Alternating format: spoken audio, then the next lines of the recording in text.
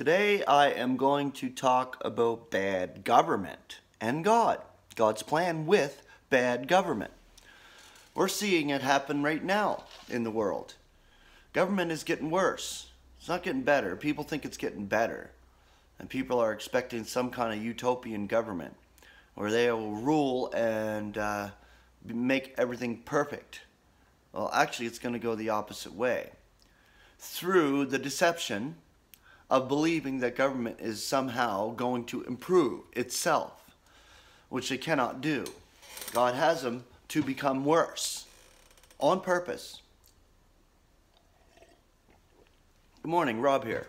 I'm not wearing my sling this morning, but man, I'll tell you, I've been in a lot of pain lately. And it seems to be getting worse, not better. Maybe it's supposed to get worse before it gets better. Hopefully so. I wear that sling and it helps, actually.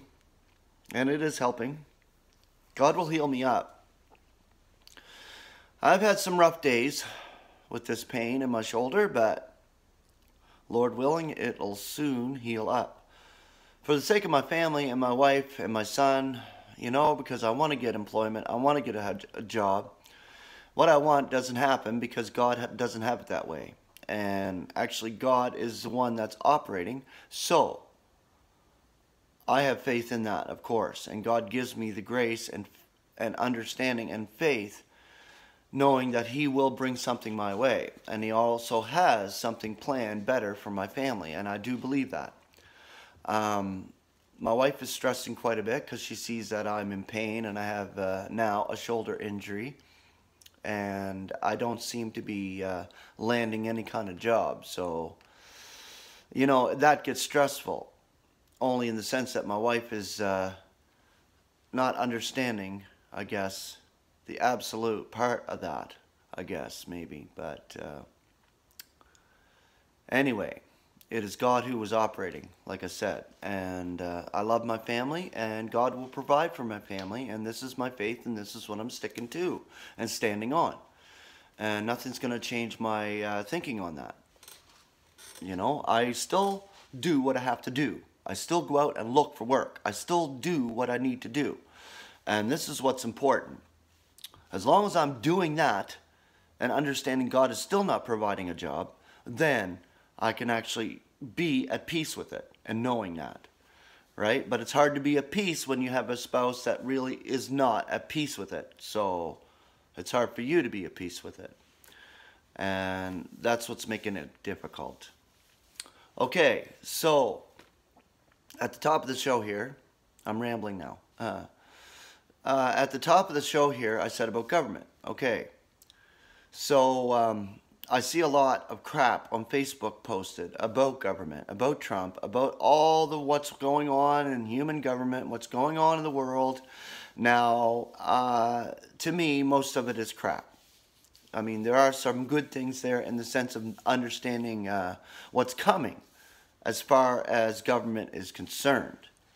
And I don't just throw away everything. I'm very selective what I read and what I see on Facebook. If it's about God, I'll read it.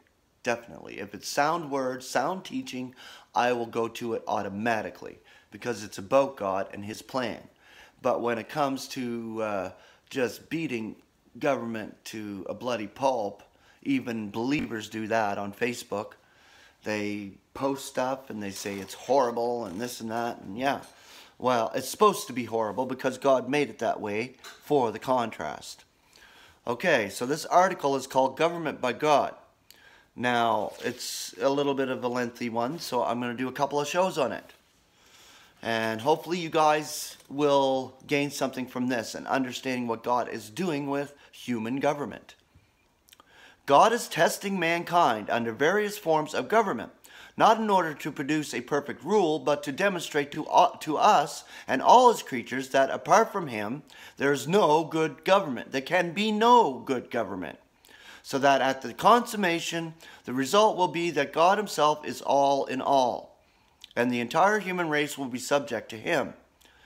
That is the ideal government, when man has nothing to say, when God alone, the Creator, and at that time, the Reconciler, has brought all into loving subjection to Himself. Then we shall have perfect government. The only way we can arrive at perfection is to go entirely under God and completely eliminate man. Today, the worse a government is, the better God's demonstration. So let us not complain about bad government. God does not intend it to be good. God's purpose is to show that without him there can be no good government. An evangelist lately was quite concerned because they had called a meeting in Washington to make the United States a Christian government and had failed. He was disappointed. He would not have been so had he realized what God wants to teach creation at this time.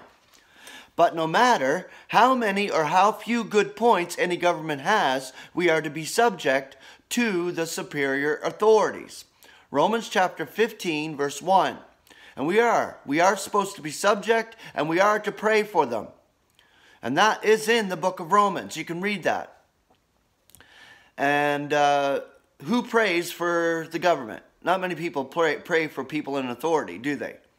And we are to be doing that. As members of the body of Christ, we are to be petitioning God in prayer for those who are in authority. There are abundant signs that the Western Christian countries will soon form the most formidable league of nations ever known and will use force to complete the subjection of the Eastern world. Yet this religious, hypocritical Christian coalition will turn out to be the worst of all misgovernments. And that is coming swiftly. We have been contemplating various forms of government as they exist in the past. As they had existed in the past. We saw that anarchy had been demonstrated to be a failure. If we would convert the whole world to anarchy today, then another deluge would be due. Then we find that government was entrusted to men right after the deluge. And that happened right after the deluge in Noah's day. Government was entrusted to men. And that's why governments were formed. Just after the deluge, after Noah's day. That is to say, the power to take the life of anyone who sheds human blood. Okay, so we look at capital punishment that way today. You see capital punishment. That's been around since the days of Noah. Anybody murdering would be murdered. Okay, would be killed, I would say. Murdering and killing and execution, they're two different things. Murder and execution are totally two different things. God kills, man murders. Okay, that's an example of it. There lies the difference between execution and murdering. I am sorry our version had not made this distinction. It is made in the Hebrew. Hanging is the hangman's business, and he has the right to kill. God has authorized it. The hangman has authority to put people out of the way. After this first form of human rule, a theocratic government was established in Israel. But when God was at the head of his people, their hard heart was so far from him that even then government was a failure. Read the books of Exodus, Leviticus, Numbers, Deuteronomy, Joshua, Judges, and Samuel, and you will find that in Israel there were no kings but judges. God was their king. So it really was what we might call a theocratic government. God was the one who was supposed to rule. God was the one who was supposed to rule. Exactly. We have a little foreview of this in the case of Abraham and Sodom. We not only see in Sodom how low the nations had sunk, but we also see foreshadowed by Abraham the mission of Israel in regards to the nation. This is one thing that Israel as a rule has never understood. I am sure that they do not understand it today, but they have the same place as Abraham had. When Sodom was raided by 4 kings and her people carried away captives, there were more or less typical of the nations of the world and of the conflict that is going on in the world today. The only way they could have saved was through this man who was in touch with God, and that was Abraham. He was not a nation, but he had quite a few people under him, and he was able to defeat 4 nations, big ones, I suppose, for those days. That gives you a little idea of what a nation can do when it is in fellowship with God. The Confederate kings destroyed the whole city of Sodom and carried the people off. When Abraham got after them with his servants, he was able to deliver them and bring them back. God took up Israel so as to make them a blessing to the nations. And the only reason they cannot be a blessing to them today is that they are not in touch with God. So the Israel you see today is not in touch with God. That's not the true Israel. The true Israel is actually being formed. And in Turkey, right now, it's coming together. And that happened on September 23rd of last year. The start of it. The constellations. So the real Israel will be displayed. And they will rule as judges on the earth in the next 1,000 years, in the next coming eon. So here we have the theocratic government. I do not like the words that are not in scriptures, but it may be condoned when the thought is there. It is government by God himself. Now in a theocracy, God's government has subjects by visible manifestations. Men want him to do this today, but this is not the time for it. We need to have bad government to show the contrast. Oh, if I could only get people to keep things where they belong in the scriptures. I have a desk at my house that has a lot of pigeonholes. I want to keep everything separated. I do not like to have things mixed up into a hash. Such signs are not in place today, but during the theocracy, God governed his people by perceptible manifestations, such as the pillar of fire and the cloud over the tabernacle. He guided them through the wilderness by such means. They could not go where they wanted to go. They had to go where he wanted them to go. To that extent, they were obedient. Then they also had the Urim and Thummim. So Urim, Thummim. They had that. These were in a kind of a bag that was held to the priest's breast, and when anything was to be decided, they were used. It was like the casting of the lots to divide the land when they entered Canaan. God distributed the land by lot. In these days we also have lotteries, but that was not like a modern lottery, for there was no guesswork. There are no blanks in God's lotteries. Every year it was the same thing. A man did not cultivate the same plot that he had the previous year. God told him just what land we could have. And that's God's perfect government. Back then, it was God's perfect government. After Noah's day, human government came into what it is today, getting worse and worse and worse and worse until it comes to the climax where it is shown that human government cannot prevail. Human government cannot rule properly without God. Okay? God is the king. God will have perfect government when the day comes. But that is not today. Under the theocracy, God did all these things. Not only that he had representatives who were in his place at the head of the nation. The Israelites did not elect Moses. If they had a chance, they would have put him out instead of putting him in. They tried to. Whenever Israel was disobedient, they were given up to their enemies. And when they repented in their distress, God raised up a man to deliver them. That was the way it went until the time of Samuel. Thereafter, they had priests ruling over them. They did not depend on their own judgment, but they had devices to tell them what God wanted them to do. Not only that, but judgment was imminent. Judgment was immediate at that time. It was instant judgment. God rained down fire and sulfur on Sodom and Gomorrah. They did not have human government back then. God was in control, and he will be again.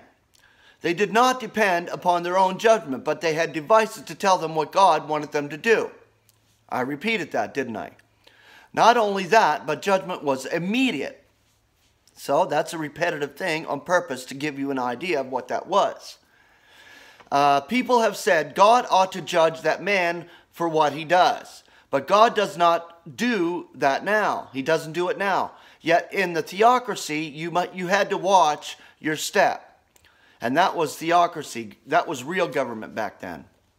There was personal judgment and national judgment on the spot. It was very simple in the wilderness. The whole nation of Israel went through it to the Holy Land, but not all the people. All except 2 of the whole generation were strewn along the wilderness as the result of God's judgments. Now this is the one thing I want you to get. I want to stress it again and again.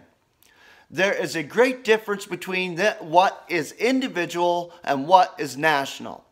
In the wilderness, the nation went right through to the land of promise. Yet all the individuals who had incurred God's wrath did not, but perished on the road. That ought to be clear to us all. Not only that, but in this theocracy, you will find God using other nations as a rod to punish his own people. As soon as Israel went astray, he did not wait long, but sent their neighbors against them in order to bring them back to himself. This is true of the nation, but not of the individuals. When Israel as a nation disobeys, other nations are compelled to go after them. Even our own nation may be used for this someday. We will not be able to stop it. This is what the nations are made to do today, because God is judging his people for their good, not to do them any harm. There were in the theocracy that God set up 2 particular instruments, of which one which was the law. There was a political code to regulate the relations between the people. That you see is necessary in a nation in order that men may get along with one another. But this law was given to Israel by God, so it was a divine law. I have been translating a good part of the law lately, and it is a marvelous code. There is no comparison between Israel laws and the laws of other nations. Every once in a while you hear that a good deal of the law of some country comes from the law of Moses. That would be a fine thing if it were true, but usually most of it is based upon Roman jurisprudence. Has any of Israel's law ever been repealed? Just imagine a law that going back thousands of years and no changes in it, nothing altered. Why? Since there have been billions of laws made in other nations. Sometimes I think we should repeal them all. You can hardly walk on the streets in a large city and keep a good conscience. There are so many laws you can hardly avoid breaking at least one. But there are not so many given by God. They are vital, they remain. God says to Israel, what other nation has such a law as this? No other nation has. That is one of the instruments God uses in the theocracy. And that law will go right on in the kingdom. The law will be written on their hearts. They will be under law. Thank God we are not under law, not even under their law. Okay, we are under grace. I mean, it's speaking a lot here about the law of God in Israel. Okay, back in the day, in Israel back in the day. That law was pretty extreme. We have pretty lame laws today when you think about it. Everybody breaks the law. And that's what it was trying to explain. You walk through a city, you can break a law, you can jaywalk, whatever it is today. Back in the day, you could not do that. It was instant death. I mean, people were killed because they screwed up or they did something wrong. They went against the law. Today, everybody goes against the law. Everybody goes against the government. Everybody cheats on their taxes. It's ridiculous. But that's the way God has it right now. It's not a theocracy. It's portrayed as a democracy, but it's not a theocracy. If you understand what I mean. A theocracy is God's law and God's government. A democracy, I would say, is flawed human government. Flawed. And another thing was very important when you consider the condition of the Israelites' hearts. That was the divine ritual. If God is going to dwell in any nation, provision has to be made so that everybody is not struck dead. We cannot approach God as we are. A theocracy would be a cemetery if there were no divine ritual. So that by the means of sacrifice, there could be an approach to God. Back in the day, they had sacrificial deal, sacrifices to God. You don't see that today. I believe that's going to come in the 1,000 years, though. I believe it's going to come back. The sacrifices were made to God for their sins and for their screw-ups. Sacrifice a lamb, and there you go, right? But it's not that way today at all. Only thus can a nation get along with the deity and survive. Don't imagine for a minute that I believe there should be an established church, that the government and the church should be one. That is the ideal. But we cannot have the ideal today. I have been in state churches, and they were usually surrounded by cemeteries where they belonged. Okay? A church spiritually alive cannot be linked with the worldly state. Politics and religion must be kept apart. Now is not the time for anything of that kind. Moreover, the saints have no part in government today. Why should we disgrace ourselves by becoming involved in the failure of present governments? And we should not be involved in it. We should not be protesting at all. We should not be putting stuff on Facebook about government. Horrible. Oh, they're so horrible. They're so horrible. They're going to be horrible, for God's sakes. Do not fall into that trap in focusing on how bad the government is today. We are going into politics in due course. I know something about politics, and that is the reason I have kept out of it. But we are to reign, and it is going to be something like this theocracy we have been considering. Okay, we're going to rule and reign in God's universe. Okay, and that is going to be the perfect theocracy, when God is the king and we are rulers in his kingdom. God is going to be at the head of it, and we will at that time be able to be subject to him. And therefore we will be able to give those under us good government. Government without God is doomed. I do not care what form it is. More than 50 years ago, I delivered an oration on the Constitution of my country, so it was necessary for me to know a little about it. But today we are not governed by that Constitution as it was understood then. That is the way with man's government and human law, and that is the way it should be. Thank God that he has opened our eyes not only to see the evils of seeking to govern without God, but that we can look forward to a time when we will all be politicians. But then the name will have quite a different flavor, for it will show that man governs well when he is in subjection to the deity. Okay, I read the whole article today. Wow. That's a first for me. I mean, it's a passion for me to give a message of truth, and that is truth, that God is in control. Even though he seems out of control with the human government the way it is, he is still in complete control, and with it and through it will prove the point that he is the God of the universe. God is God, not man. Okay? And that article was done by A. Enoch in The Unsearchable Riches. It's a beautiful article and explains quite detailed about how human government was back in the day, right? Starting in the day after the days of Noah. And that's when human government began. Theocracy was in place further back. And it was God who was in control. He's in control today too. But we don't see that. We need to be seeing that more and more in our daily life. and in the world around us, that God is still in complete control of his universe. He has a purpose with everything. We can't beat a dead horse. We can't kick, continually kick against people, against the world. We are believers in Christ. We have a celestial calling. We need to be at peace with mankind as God is at peace with mankind. Why beat each other up? Why come against each other? Why are we so adamant on coming against each other? We should not be that way.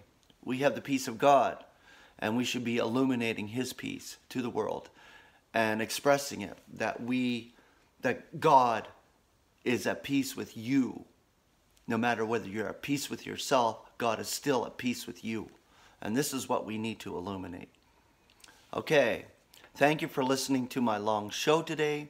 I love you all in the Lord, and I pray for you as you pray for me. I pray for all the saints. Come together in the unity of spirit.